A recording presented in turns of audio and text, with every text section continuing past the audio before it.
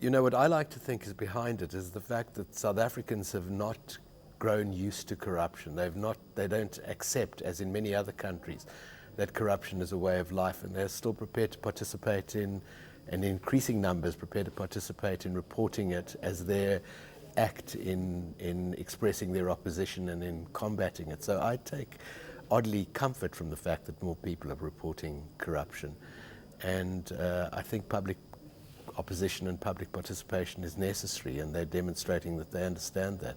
One of the biggest concerns, particularly on the side of whistleblowers, has always been that around personal security. Do you think that the value of corruption being reported, now that people see cases being followed up and perhaps being prosecuted, has now also kind of mitigated that personal risk factor that is always involved? Well, I think it has encouraged people to report corruption.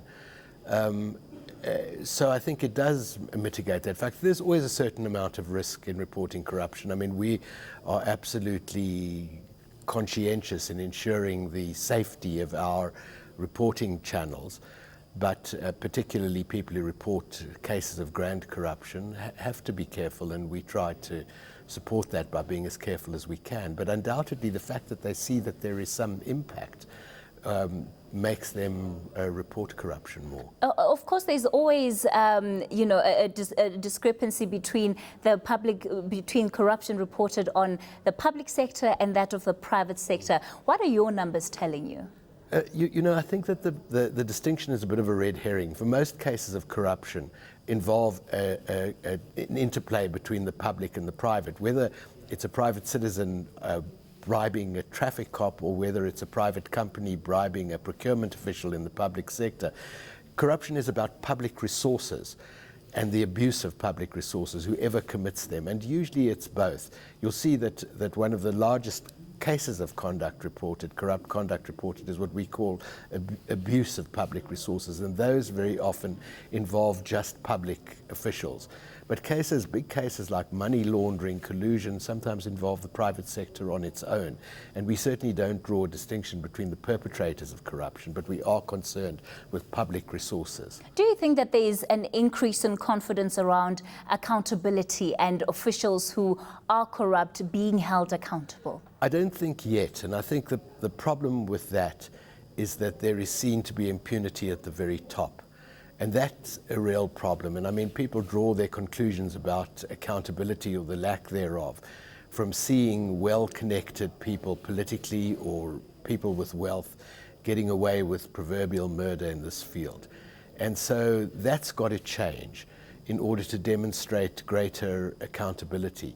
But I mean, for our part, we find a much greater responsiveness from particular state institutions, not from all, but we think that there are senior people in the public service, senior people in the political establishment, who I think have come to recognize what a serious problem we face, which makes me very encouraged, actually. Do you think that since you started operating, you've been able to identify exactly how endemic corruption is, particularly in the various structures that exist in the country? Because before it was just, there's corruption in licensing centers, or the Metro Police are taking bribes, and it just seemed like, it was just speculation at times. Nobody really knew how rife it was. Yeah, you really hit the nail on the head there, because we can't investigate every case of corruption that we receive, but we can use the reports that we receive to identify patterns and hotspots of corruption.